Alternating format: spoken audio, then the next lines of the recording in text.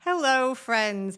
I'm Amy Stone, and welcome to something very, very much brand new. You might know me from this channel. I host a show called The Art of Imperfect Adulting. Today, we're doing something completely different, and I'm genuinely very excited about it. I have two of my podcast besties here with me today, Kandas Rodarte from Gratitude Geek and Julie Marty-Pearson, who hosts Podcast Your Story and The Story of My Pet. She may have some other shows that I left off my list. She does a lot. I am calling us the Three Musketeerettes today. That's not a real word, but I'm using it. Kandas gave me permission. This is our first time trying this together, and we are figuring it out as we go. What I'm doing is simple. We are three women who make shows. We are talking today honestly about something, making shows, no agenda, no teaching, no right answers, just a conversation between people doing the work. I picked the topic today of podcast awards, absolutely inspired by the Ambies, which just happened yesterday. So potentially it could be top of mind for some of us or not. We'll find out. So if you find this test live, and you can jump into the comments, allegedly I can pull those comments onto the screen for people to share. I might be able to do that. It would be a test. Let's see what happens. Question. Did anybody watch the Ambies? No. Look, I only knew it was on because I happened past someone's story on Instagram that was live streaming watching the Ambies, and I went, "Oh, the Ambies are on? Okay." That was it. And I'm not quite sure I even know what the Ambies are. Listen, that is the very first question that I wanted to talk about is what awards programs are we even aware of? So the Ambies are done by the Podcast Academy. That's the end of what I know about them. I think we all know that they added the Golden Globes, added a podcast category. What else have you guys heard of? What other awards shows, programs for podcasts have you guys heard of? Well, it looks like Julie's thinking, so I'm going to share. There was the People's Choice Awards. Oh, that doesn't happen anymore? Well, the founder passed away. And so I was nominated for the People's Choice Awards. And then I get this email that says, we're not doing them because the founder passed away. Oh, that's Todd Cochran. And that, and that was 20 years. Those have been going on for 20 years. But I actually have recently had conversations about awards because I belong to a podcast network, and our network is going to do an award ceremony. And so we had a planning meeting around it. And there are actually a lot of different awards, some very specific podcast niche, and then the big ones. Yeah. I made a little list because I was trying to be prepared as a host. What have you, but I didn't put any of the left-handed people who live in the upper right quadrant of Oklahoma podcaster awards, because those are very specific. Not that they're not important, but for the conversation, I didn't add them on my list. But those are the ones that are the easiest to win. Potentially. Yeah, you'd think. What have you heard of, Julie? What are some of the awards you've heard of? So I had heard of the Ambies because I actually went to the Ambies in 2024, and that was because it was the night before Podcast Movement Evolutions Conference. And in 2024, that was in LA, which is only a couple hours away from me. And I actually won a free ticket to go to Podcast Movement. And with that, I was able to go sit and watch the Ambies, which was very entertaining. I mean, Julie Louis-Dreyfus won one that year and was there to accept it. But I think and so I just looked it up to confirm I was correct. That was the award show I was at. But it says excellence in audio. So Ambies is specific to audio, which is interesting because we all know podcasting is kind of evolving right now in terms of what that means. So it has been around, but it really started as something about specific to audio podcasts. Yeah, no, absolutely. All right. So you, what other awards might you have heard of? There's one, Top 50 Over 50, which I actually got one of those in 2025. I've seen those. Yeah. Is that the one Jen Hardy does, or is that? I think that's Jen Hardy's. Yes, I think that's exactly what that is. I was a part of one that I think when they started, they thought they would keep it going, but it hasn't. And that was the Sonic Bloom Awards. Oh, that is on my list. That's no longer. Okay. I don't think that it's no longer. They just haven't done it again. It was tied to She Podcasts, and that was the last in 2025. No, I'm forgetting. One of the years I went to Podfest, She Podcast had a day-long conference right before Podfest, and as a part of it that night, it was the Sonic Bloom Awards. I was nominated. I did not win, but I had several friends win, and it was super fun to be in person at it in a small group and, get to cheer each other on. So that's the only one I've really been involved with like that.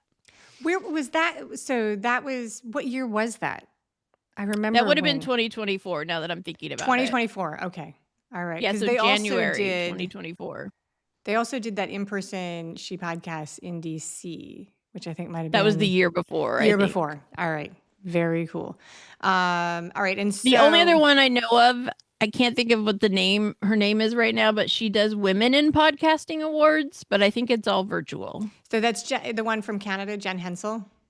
Yep. Yeah, and that's a People's Choice Style Award. And I yes, so there's that. There's also Kathy Barron. Right, she does Women in Podcasting Magazine. She gave some awards this past year. Okay. So that was that. Webbies. Have you heard of Webbies? I've heard of it before. Yeah. Signal. Have you heard of Signal? The Signal Awards? I know I've heard the name, but I couldn't tell you what that means. No, that's good. All right. So then there's the big one. These are like, famous people. The iHeartRadio Sirius show, that one. I don't know exactly what the name is, though. But that one is like, there's no, you have to be a person to be nominated for that. Like, it's like, I feel like I am so out of the awards loop. No, that's good. All right. So I found a list that Alex Sanfilippo put together, and he included the Podcasting Hall of Fame as an awards show. So that was, and I don't know that I would have actually thought of that as an award, but obviously, I mean, sure, it is. Well, see, I've heard of the Podcasting Hall of Fame. Right. I have heard of that one.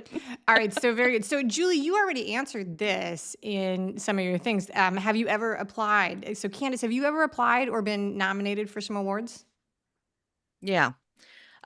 Okay. So I have thoughts about these award ceremonies because I did not know until I interviewed an Emmy winner on my podcast that award shows are pay to play. Mm-hmm. Like, you do not get nominated unless you pay for the nomination. Mm-hmm. And I guess there was this big brouhaha when an actress actually nominated herself. Oh. Like, she nominated herself. I don't know the details, but there was a big brouhaha about it. I'm gonna guess it was Katherine Heigl from Grey's Anatomy, because she was one of the people that or she was mad that they nominated her because she didn't think it was her best work. I've seen stuff like that happen.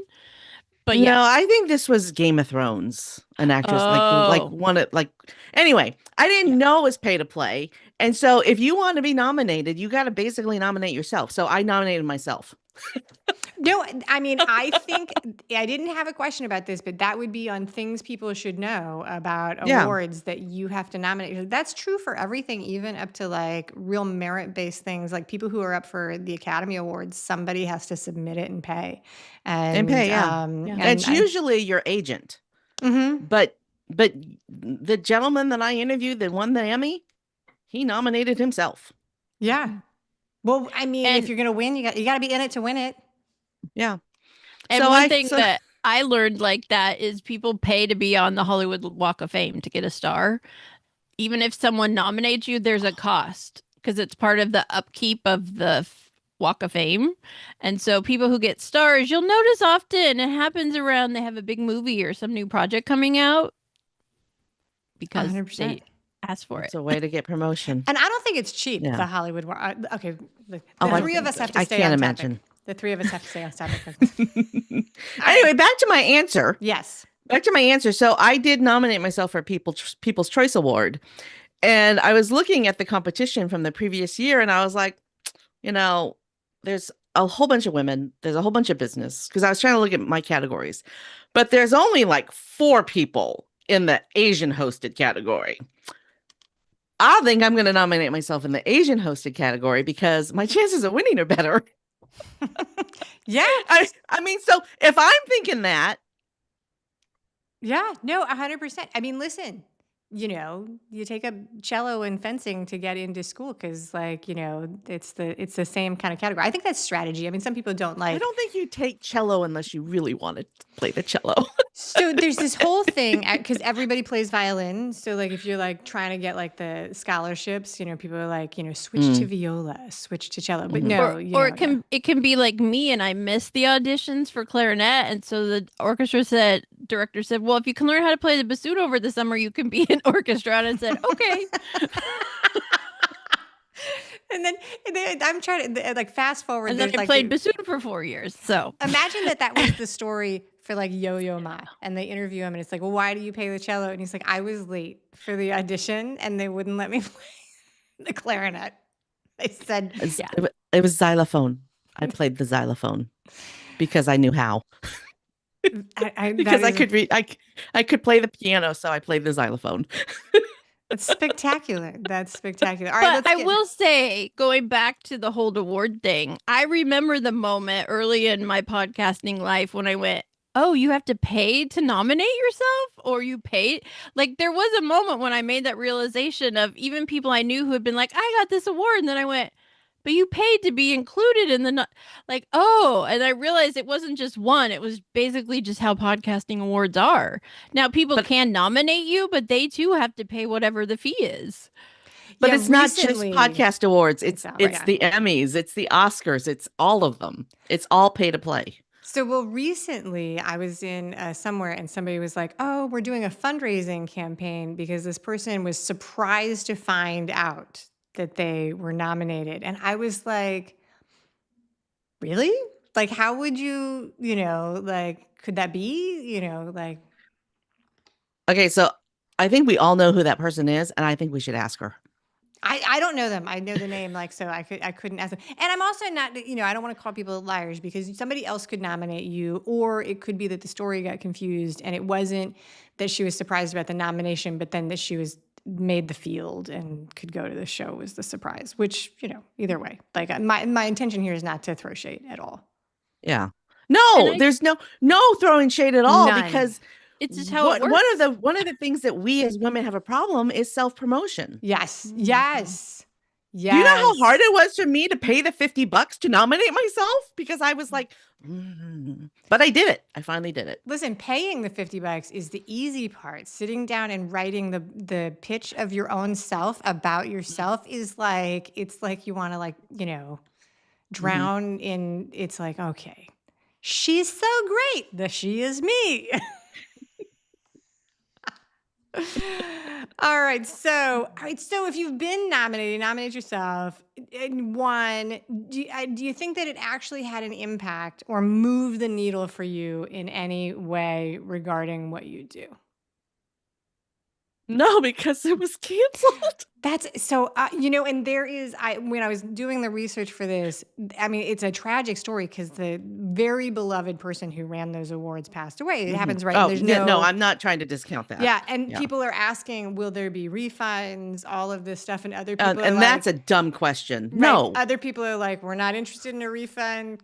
Move along, crew, Right. That's a tough because we can still say nominated. I mean, I can still say nominated Best Asian Hosted Podcast 2025 People's Choice Awards. I can still say that. Yes. Or it was 2025. Just because they never happened doesn't mean I can't say that I was nominated. 100%. What about you, Julie? Do you think that you got any benefit? Do you think you got any benefit or it moved the needle or anything? No, I don't think so. I think it, more than anything, it took away from my normal of what I was doing at the time and me posting about it and wanting to get votes, because one of them was a voting one. And then I realized like it didn't really do anything. And I realized there was a separate one. I don't want to name names right now, but it was not a good experience. And come to find out at the end of it, they only allowed people who actually won to attend the award ceremony virtually. They wouldn't let any of the rest of us. And we were all kind of at the end like, what do you mean there was a ceremony and we're not allowed to go and we missed it? And it was kind of like, we thought it was going to be more community focused and it really wasn't. It was more just like content, create it and host the winners and that's it. And everybody else thanks for playing and paying. So I would say after that experience, I haven't even looked at awards because I just felt like it wasn't for me and it didn't do anything. And yes, there could be other better experiences, but for right now, I didn't see it being worth the time or the investment. Yeah, so let's do Candace or Julie. Somebody want to explain what it means when we talk about people's choice? Oh, that's ranked choice voting, I think. I think with People's Choice, we've all seen this. I've been nominated as People's Choice Award for blah, blah, blah. So you have to register for the website and then you put in your vote. Yeah. And you have And to go so out there and raise all. you have to, yeah, you have to vote go for out me. there and ask, please vote for me. Please Yeah. vote for me. Please vote for me. So there is a lot of that going on. Yeah. Which always feels icky. Mm-hmm.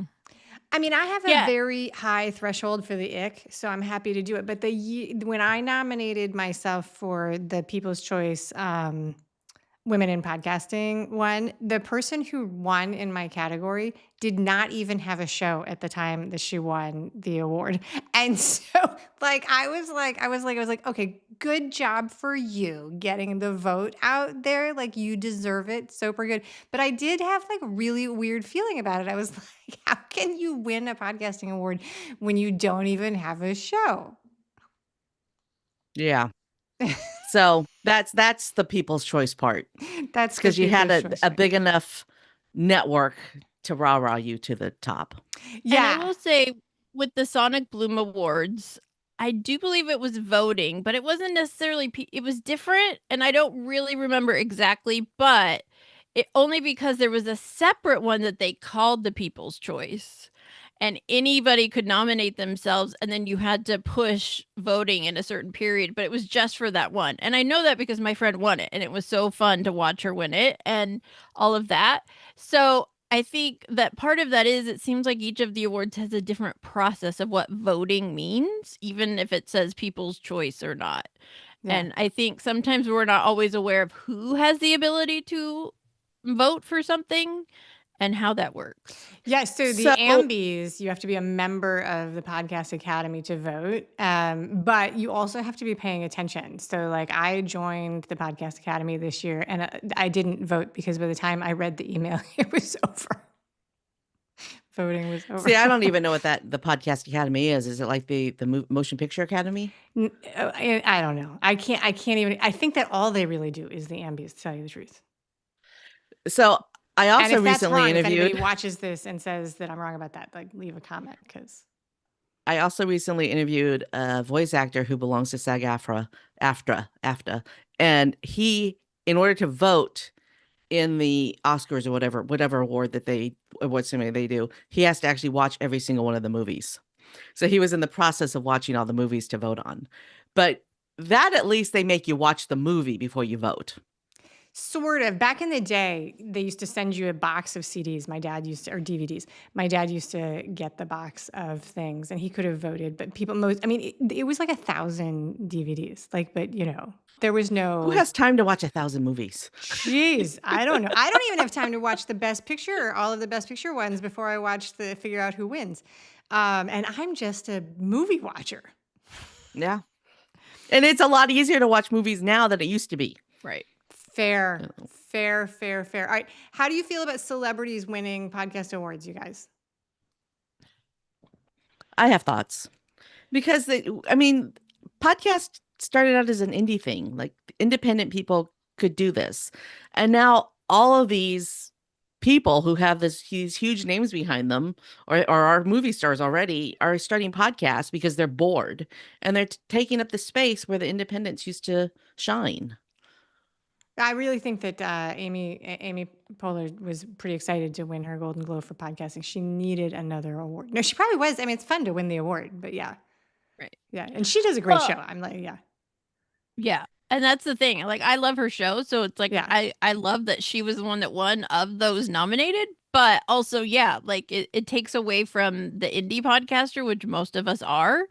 But I also feel like what is a podcast could be defined in probably 50 different ways right now versus maybe 20 a year or two ago. Yeah. And a lot of the celebs, I feel like, are utilizing the platform and it's replacing daytime talk shows. So their podcasts are becoming a much less expensive way to produce a talk show type show.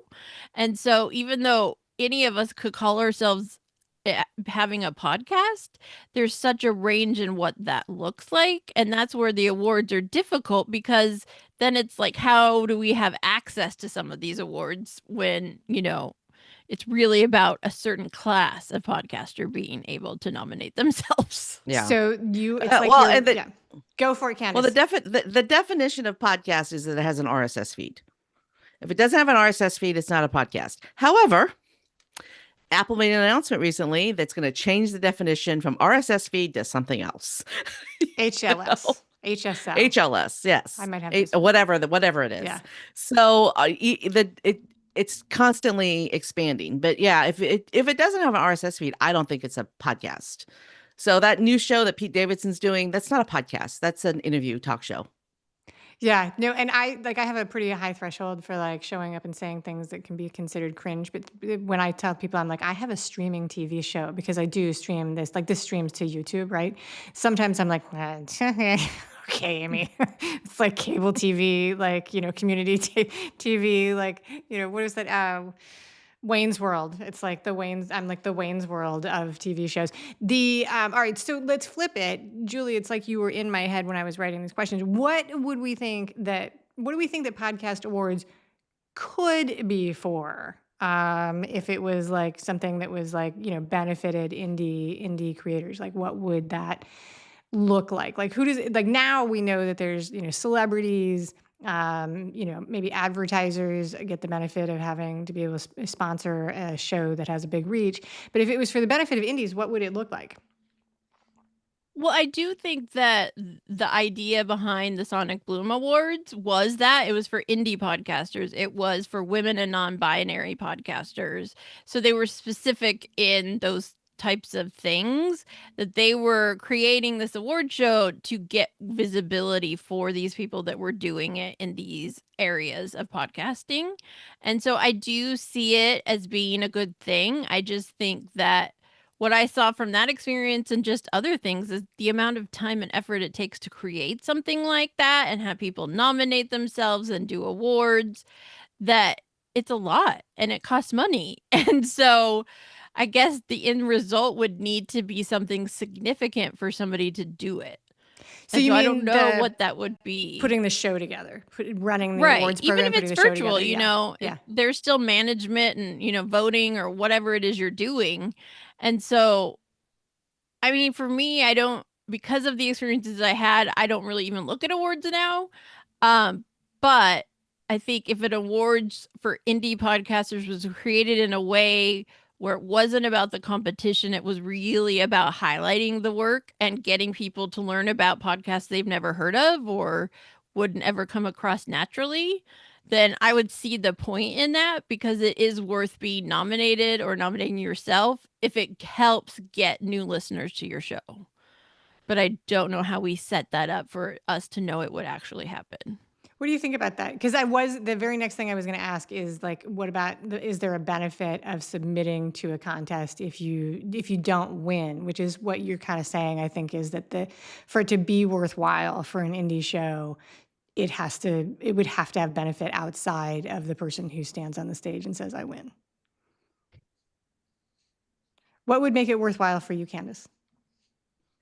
It sounds like I'm doing research for an awards show. Let me just go on record that that's not the goal here. So, because I don't care, I mean, I did the People's Choice Award thing, honestly, for the visibility, because I wanted to be able to say award-winning or nominated or what. I wanted to be able to add that to my title for visibility, uplift. But really, when I think about it, I don't need to, because of the caliber of the people I've had on my show. Like, I can say I've interviewed these 3 people, and that's enough for anybody to go, oh, I want to be a guest too, right?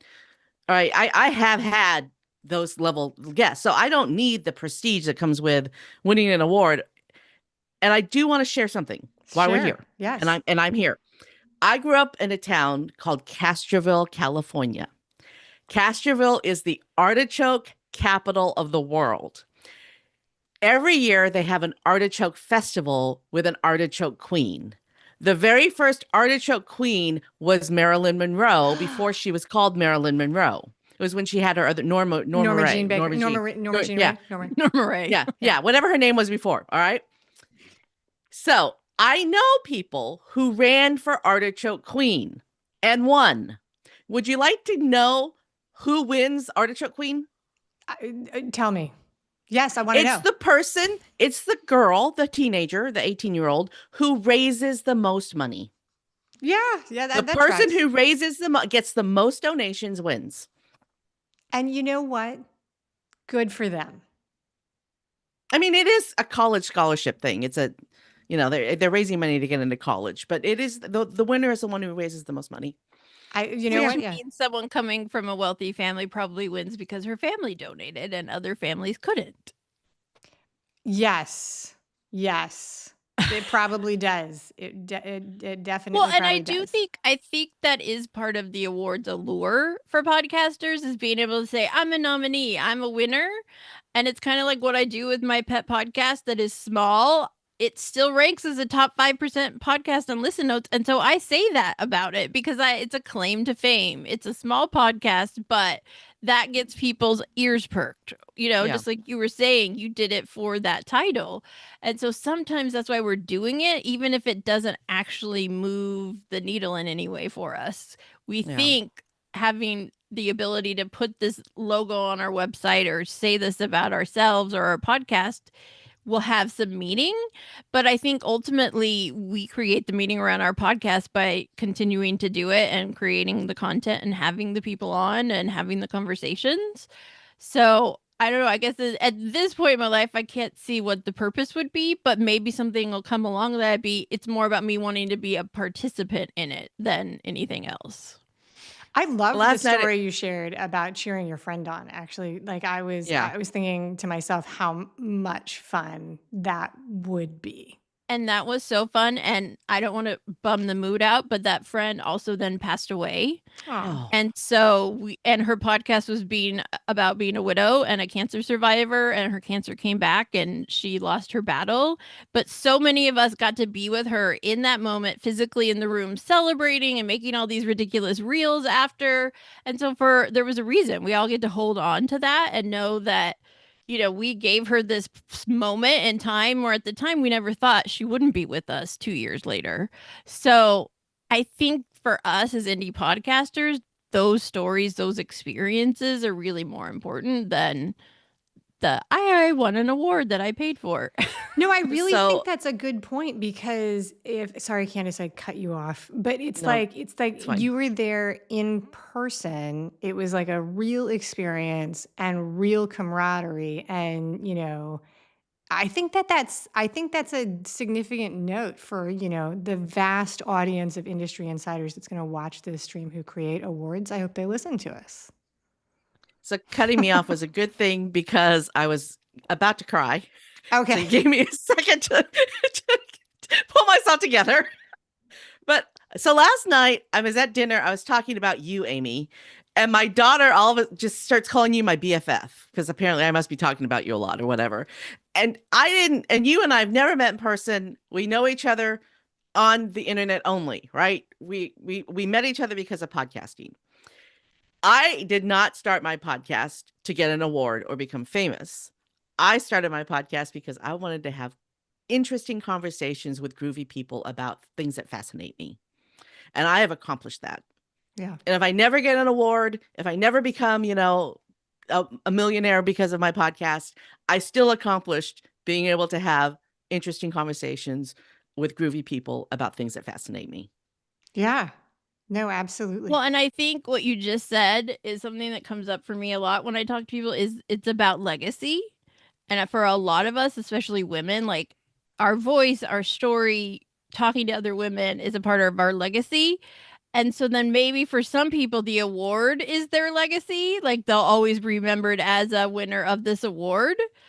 But also I mentioned the Hollywood Walk of Fame. It's also these people that are like, even when I'm gone, my star will still exist here. And they'll say, who is this? I should go see what movie they were in, So I see why awards exist and why we want to win them. Also from that side of not only being able to say, look, I'm legitimate because I have this, stamp of approval, but also like, well, people are going to remember me because of. I think that's fair. I think that really does make sense. What would okay? So I went to Podfest because I live in Florida and it's right up the street from me. So I was able to go. I took the train. And do you guys know the Pod News email newsletter? Okay, so James Cridland is the editor of that. I think he lives in Australia. There was a podcast award that exhibited in the exhibit show, and James Cridland, who knows a lot more about podcasting in the industry than I ever will, ever in a million years, was suspicious of it. And I don't know if you guys subscribe to the email newsletter, but a couple weeks after the show, he did a little editorial. It's like, I think this award is not legit. Did you guys see that? No. Yeah. No. So that was I wondered if you had heard any of the scuttlebutt, and if you had ever, but we sort of have been talking about that, like the legitimacy or illegitimacy of any award program at any time. And at this point, I think they're all illegitimate because they're all pay to play. Right. I mean, and Julie had the other side of that, which is you can't throw a big party and make something cool without the money. So that is the other side of that. I also, and I know it's changed probably some, but I always remember watching the Oscars and being upset when something won that was like, why? Well, it's because of who's voting. And the finite group of oftentimes more men than women, and like with the Academy, oftentimes it's more people outside the US than in the US versus other awards. And so I think that part of it is realizing that awards are subjective. Yes. Yeah. For many reasons, not just for who gets nominated and gets the voting. There's all these points that lead up to being a nominee and being able to be in the pool and all of that. Yeah, and it's who's the most popular person. Yeah. Like, why does Meryl Streep really win because she's a great actress, or does she win because people like her? Well, she is a great actress, right? Like, so that's a good like. But is she? I think. Did you see Mamma Mia? Did you? So, of the bad actors in the world in Mamma Mia, Meryl Streep is not that, like, I mean, Pierce Brosnan, I have had a crush on since I was 10 years old. Man cannot sing. So, gosh. Well, and yet, but I also think it also kind of takes away some of the magic when you really think about, like, when I was little and I'd watch the Grammys and who would win, like, I didn't understand how that happened and who got there and who didn't. And, I think we see more of now people that were pushed out of those categories when they shouldn't have been. And it's like, it is a popularity contest. And there are probably some of us who enter awards now because we weren't the popular one and we want proof that we can be in some situation. As a very well aware of the nerd level I was in high school, I could say I never won any kind of popular awards. Well, I mean, and that's the thing that yes, okay, that could take me down on a tangent for kids awards and popularity, and but I will but resist. I see why podcasters go there because it can be lonely. It can feel like you're talking to a void and you have no reverberation of people are connecting with it, And so it's like, well, maybe if I do this, people will talk back to me and I know something will happen, right? So sometimes I think it's us indie people doing it all ourselves in a little cave at home. We reach out to those things because we want the connection more than anything. Yeah. Do you think it would be worthwhile? But there's other ways to find connection. Oh, sorry. What Sorry, about Amy? I talked over you. It's the format, and I think that it's totally worth it. Do you think that it would be helpful if there was more transparency? Would you be more inclined? This is not a good question. What would make it like? Would you be more inclined to participate in the Hunger Games of Podcast Awards if it was more transparent about who was winning and why and voting? Is there anything that would ever make Kandas submit herself to an award again? I think if I had won, it'd be worth trying again. But my award ceremony got canceled. Maybe what we need is like an anonymous, like we need like a club where it's like, I'll nominate, I'm going to go in and nominate you because I know you're not going to do it for yourself. Yeah. Yeah. And but that's also not The traveling pants of okay. podcasting nomination crew. I'm going to The share a traveling story. mic. The traveling. I'm going to share a story that is going to make me not look like a good person, but I'm not. I don't want you to not think I'm not a good person. So I'm going to tell you the story anyway. But whatever. I was a Girl Scout leader for 10 years, and because of me, our Girl Scout area did not fall apart. I pulled it up from its bootstraps when nobody wanted to volunteer. I mean, I got permission to have a wine and cheese party for the leaders, right? I mean, I went out of my way to get this area back on track. And a couple years later, we started to do award ceremonies, and we gave a Leader of the Year award. And I nominated somebody the first year, and yada, yada, yada, yada. So when my daughter said, I don't want to be a Girl Scout anymore, I let everybody know my daughter's not going to be a Girl Scout anymore, so I'm not going to be a leader anymore. And I assumed that after 10 years and everything I had done, that they would give me Leader of the Year award. And I didn't get it. I bet you that did not feel good. It didn't feel good at all. Yeah. But it taught me something. I wasn't involved in the process that year. Yeah. Right. So because I wasn't willing to play anymore, they didn't think of me. And it wasn't in their best interest to nominate you because you were leaving. Yeah. You know, like it's a weird thing about the cliquey circles of communities and service awards. And let me tell you, you can't get any clickier than Girl Scout leaders. Well, I mean, there was some mean girl stuff going on there. Yeah, especially being a girl and woman centric organization, you know. I can say I had something similar happen in college. I was the president of Psychi, which was the psychological, you know, association, because I was a psych major.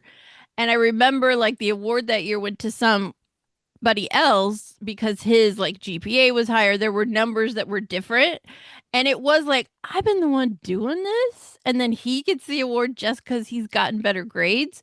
And a couple other people that were in it like went and got a special like certificate for me and gave it to me because they were like, it's not right, but we can't change it because he fit those criteria. Right. And so I think it is that same thing. And as you were talking, Amy, thinking about what would make it worth it, I think maybe if there was that, like with something with like Project Runway, even though I know that's a reality show and it's different, but you're getting to know the people along the way and you're seeing their process of what they're creating. And that's what makes you want to root for one of them over the other. But also when they win something like that, it's not just an award to hold or even amount of money. They get a mentorship with this organization. They get this in this magazine. And so I'm thinking as podcasters, if, you know, the top 3 got a 5-minute interview on Good Hang with Amy Poehler, I'd be like, where do I sign up? I think that's spot on because I looked at this morning. I didn't know anybody. Like I didn't know anybody who was streaming the Ambies, but I looked on social media and they were posting the winners. And a lot of the shows, you know, I didn't even know what they were. And you know, it's not like there was a ramp up that I saw where the organization was helping create visibility of the shows. It was just like, here we go. Once upon a time, 1, 2, 3, go, and here are the winners. Okay, how do you spell Ambie? Ambie? Is that it? Ambie. Ambie. Yeah, so plural. And I will say the one I got to go to because of the podcast movement was fun. I can't think of her name, but one of the famous drag queens from RuPaul's Drag Race was the host, which that of in itself was like a comedy show listening to them, you know, host it. But also you could tell the people who had like their communities there were people that won that were crying and people were screaming for them. And there was a whole vibe to be in the room. Yeah. And so there's also something about that. Like I was still, you know, that was like halfway through this 4 or 5 years I've been in this world. And I felt like I was like, I'm in this room because I'm a podcaster and I'm getting to see these people's work acknowledged no matter how they got there. Right. And some of them you could tell they had big producers and studios behind them, but some of them weren't. They were just like regular people that had been doing it for years, trying to whatever that purpose was for them to keep going. And so there is something said for just the experience of it too. Yeah, last year they were in Chicago and Tig Notaro. Yes, she was the host. And I just would have loved to have seen her just host it because I think she's hilarious. So I think that I actually think that goes a long way, but I think it's really significant that like Kandas, who has been in podcasting for such a long time, is just like not even aware. And so it's like if you're even the slightest bit outside of the bubble, there's no lift, right? Like, so it's so self-included, like that's not the right description, but the only people who know about it are the people who are doing it. It's very industry centric. It's like going to the, left foot shoe sales management organization and getting salesman of the year. Like, nobody else knows. Yeah. Right. Well, I'm looking at these nominees and these winners, and I'm like, these are highly produced. There is hundreds of thousands of dollars behind these shows. Right. We can't compete with these. Well, I think that so let's talk about that. Like, oh, well, here's another question though. Here's like, so instead of complaining about why we're not Hollywood stars and how our life is harder, but we're awesome women. We are. We're amazing. We uplift and support each other. We're amazing. When you see that somebody has won an award, if somebody's reaching out to you and they're like, hey, I would be a great guest on your show. I won an Ambie. I won a single award. I won whatever other award there might be. What does it signal anything to you? Do you think anything about it? Does it change anything about how you think about the person? I mean, I guess it stands out, especially if it's a name I don't know and someone I don't know and it's a cold reach out. But I'll be honest, I don't respond well to cold reach outs in general. So it kind of depends. I think that, yeah, if I saw somebody say, I'm this and that, and I would love to share my journey on your podcast about how I got here or something, that might stand out versus just someone using a bunch of, I'm an award winner of this and that. So I actually personally know several people who have won Emmys, and so it doesn't really mean anything to me because I know why they have them and how they got them. And for me, what most impressed me is, do they have a good message for my audience? So it doesn't matter if they're an award winner in XYZ. If my topic is ABC and your award is XYZ, you're not a good fit. So why are you pitching me? And that is, I think, what drives me more crazy about cold DMs is they have the same pitch for everybody, and we're just supposed to like find that appealing. And this is something I tell people all the time because I do help people with guesting and how to find the right podcasts. So what I will say to you is, please don't ever pitch someone you've never listened to their podcast, because that may seem obvious, but it's not. I get pitches all the time for my pet podcast that are great, amazing people, and all I want to do is reply and say, did you read the name of my podcast before you sent that email? Because it's obvious you didn't. Well, I'm sorry, but I'm having too much fun. I know. I was playing with the comment thing. I'm trying to see. Somebody go into YouTube and see if you can leave a comment, because I'm trying to figure out if I can do. I don't know if I can get there that quickly. Okay. So, I have YouTube up. Hey, why? Oh gosh, my face got really big. I'll let Julie do it so that I'm not like this big. Julie has an amazing online face when you're trying to do something and you're on a Zoom and you're like, oh man, here's my chin. I totally ruined my angle. I'm sorry. Okay. No, here, I'm in the YouTube chat. Yeah, the chat Let's see what happened. I have it like, I put a comment in the chat, but it doesn't come up in my little eCam thing. I don't know what the deal is there. Amy explained at the beginning that this is a test. We've never done this before. Oh wait, there you are. But we are professionals. There you are. Look. Ta-da! Oh, yeah, I think there's just a lag. Yes. All right. From one to the other. Because when I'm looking at YouTube, it's a little behind where we actually are live. So sometimes that's the lag with comments. Oh, well, the little window where all three of us are in the window versus us individually is also a lag. Oh yeah, no, Oh, that's it is. Yeah. yeah. Because Yeah. you guys, we see it in Zoom. The only thing that's on YouTube is the pretty one.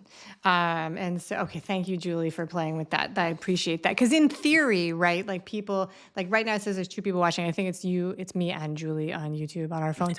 But but like if we had people who were like logging in, like the directors of the Ambies. I went and looked at their live stream real quick before for like it looks like a fun party, like, which I always think of with the Golden Globes. That looks like a fun party to be in. And so maybe we would be more joyous about this if Well, we like made and a I think girls that's a trip good and went to the point. show. I would say that of the 2 awards that I nominated myself for in podcasting, one was a much more positive experience because there was a ceremony. We were in person. We got to cheer each other on, and they were there when I was kind of bummed that not only did I not win in my category, my podcast wasn't even mentioned as one of the nominees. And so I was like, wow, okay, I guess I wasn't a part of that. So I had support both sides, and we got to enjoy and celebrate. And so maybe it is the community, the experience that is more important when related to something like an award versus just the award itself. Well, I think that has come up from both sides in this conversation all the way. It's like you have a very positive experience having been at the Sonic Boom Awards and being in the community. We're talking about fun things of watching other people. The party looks like it's fun. And on the flip side, there's a sensation that it is an insider's circle at some point and it's not actually available to, me and you and regular people. That's what I'm hearing us say as the amazing 3 Musketeerettes. But you get that same feeling when you attend conferences. Mm-hmm. I mean, you went to Podfest. There were hundreds of other podcasters there. You felt like you were in a room full of your people. Yeah. No, Right. absolutely. It's like if you're in a network marketing company and you go to the annual convention, you're there with a bunch of other people who believe in the product that you're representing, and it feels good. And Right. it's nice to see people in person that you only see on Zoom meetings or, in DMs. And that makes me feel like the ones that are virtual only or just sort of pay for a logo are less fun. Yeah. Is my thought. But I also think it goes to kind of what, and Amy and I have talked about at different points, is we know the feeling of wanting to create something that we can do in person. Yeah. So it isn't even so much, is it an award show or is it a conference or is it just a let's all get together this day?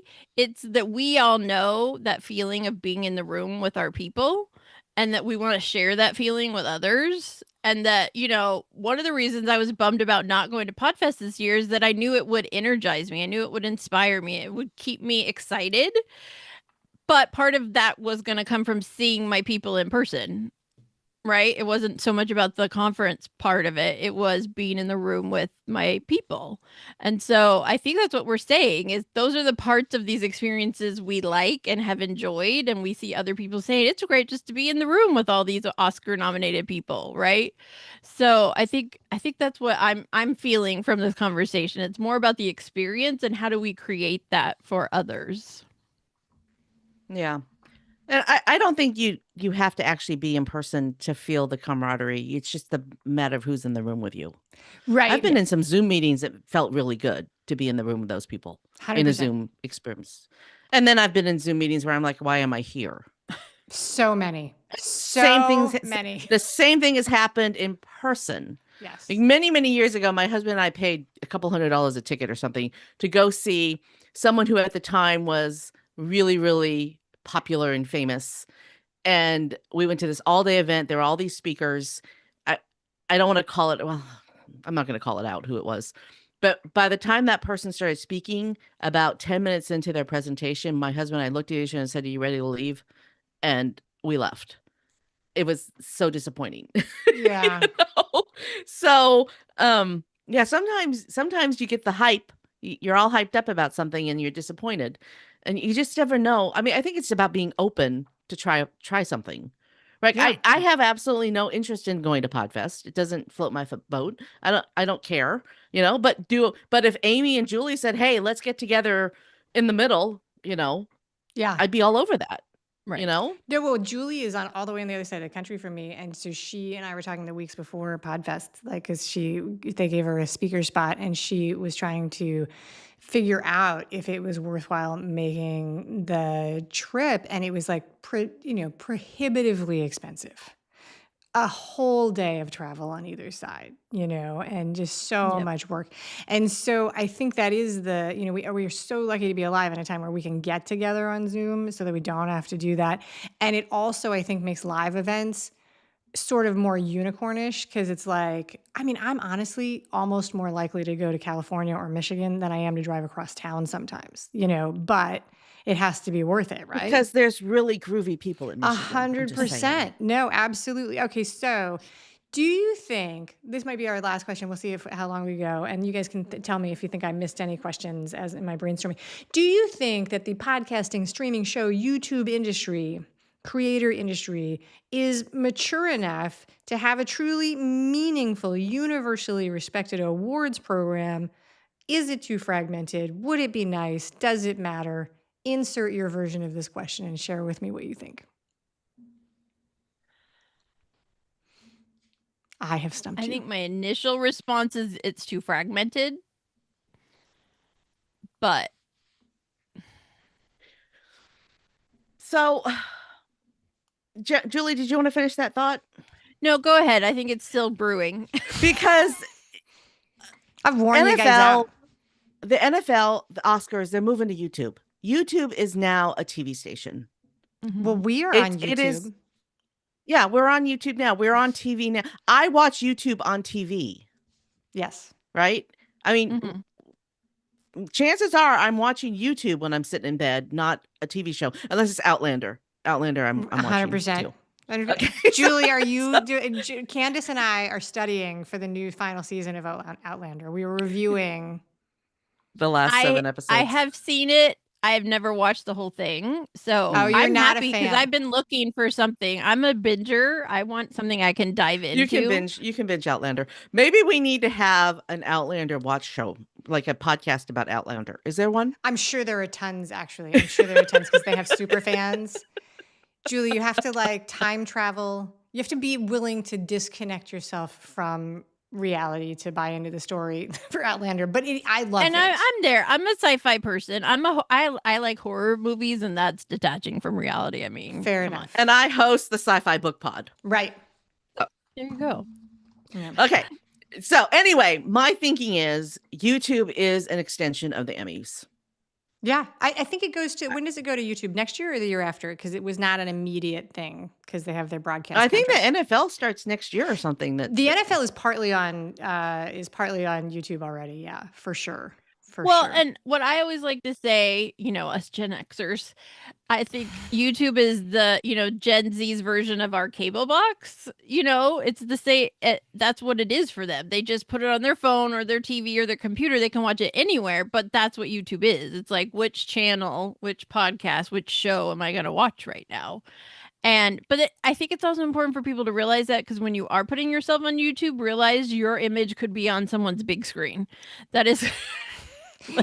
here's my pores. All the yeah, so I think I don't know. I don't even remember the question now.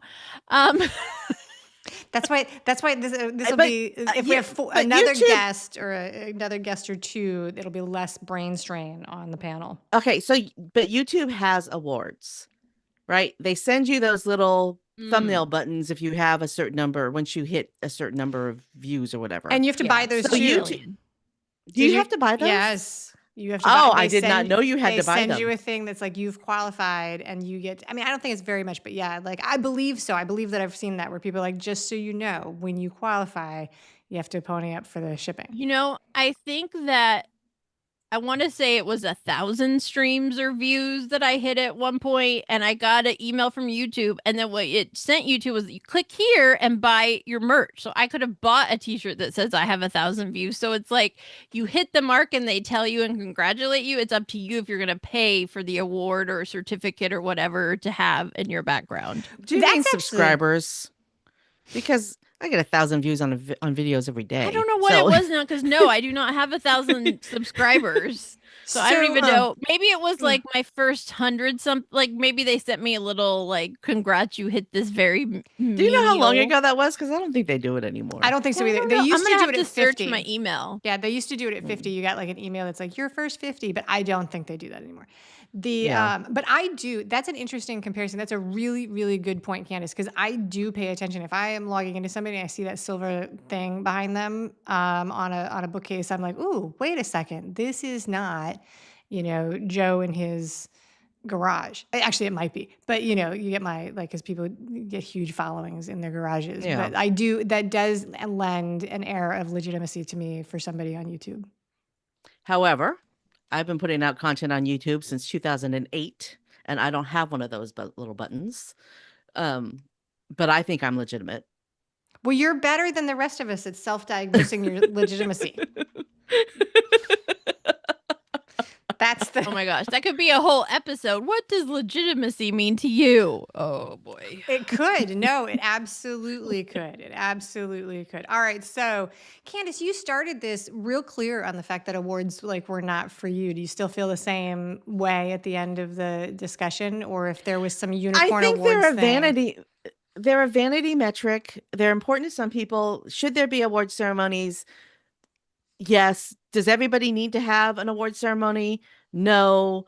Is it more meaningful? Do I believe it's more meaningful when it's a small group of people that are uplifting each other? Yes.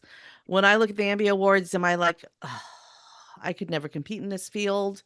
Yes. I mean, there's a lot. This is more than an hour conversation, I think. Yes. And it's very subjective.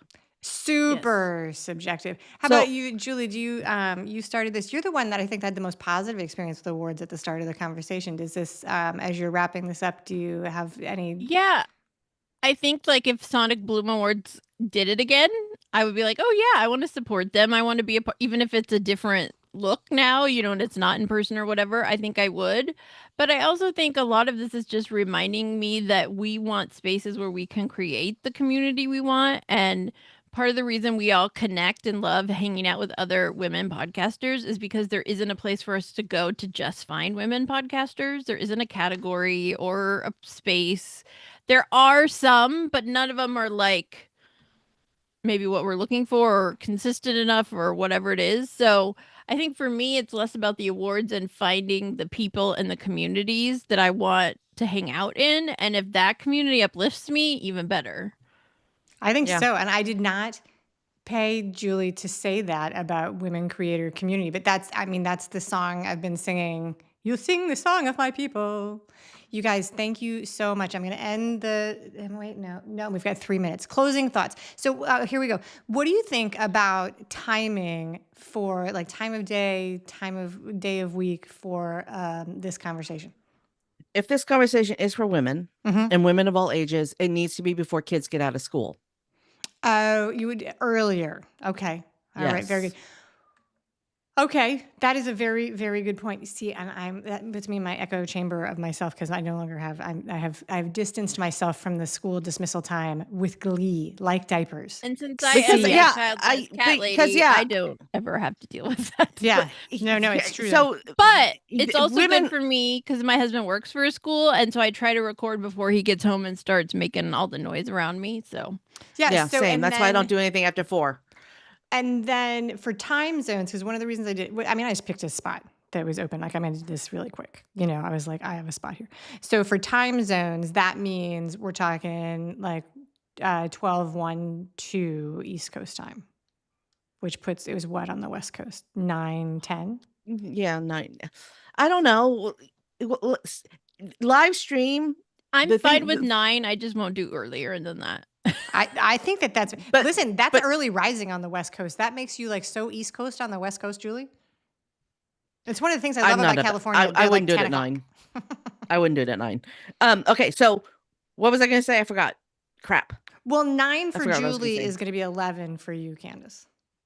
Yeah. Or 12. No, I'm 12. I'm Eastern. I cannot. My brain. It doesn't make any sense at all. I'm on Lake Michigan. I shouldn't be in the Eastern time zone. I should be in the Central time zone, but I'm not. I'm in the Eastern time zone. And the tip of Florida is in the Midwest. So the panhandle of Florida is Midwestern. So the first time I flew to Detroit, I was like, what time is it? Why is my watch not changing? And people around me were like, what's wrong with you, crazy lady? And I was like,